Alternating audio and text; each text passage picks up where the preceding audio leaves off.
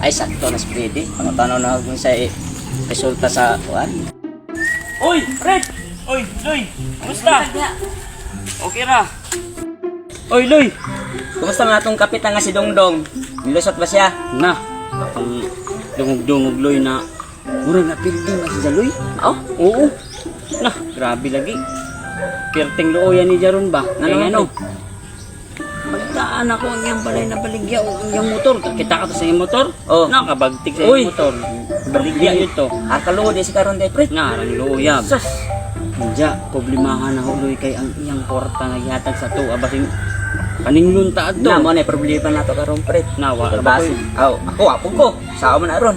Nawa, abag kay kwarta. Aw, di. Ikaw bahala diha.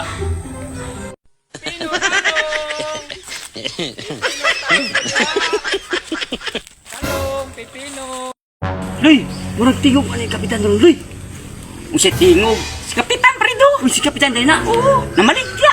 Maligya ko. Talong mo. Maligya ko. Manguwam na sa ato pa.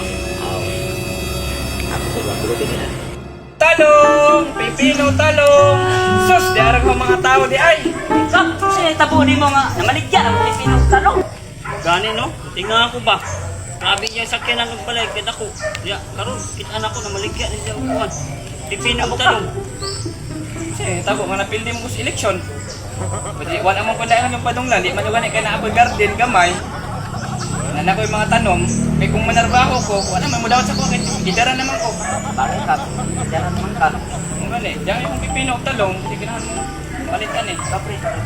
Na, wala ko yung kwarta, pasensya na kap. Na kung musugot ka kap, amo na ka na utangon kap siguro. Matango na po! Kabalo naman sa sitwasyon karon nga napildi po ko sa eleksyon, baligya ko motor, balay, ako yung asawa, gibayaan mo yung asawa, grabe yung asawa, why kalaw isang kinabuhi. Ikaw mo, kumuta! Hindi mo na!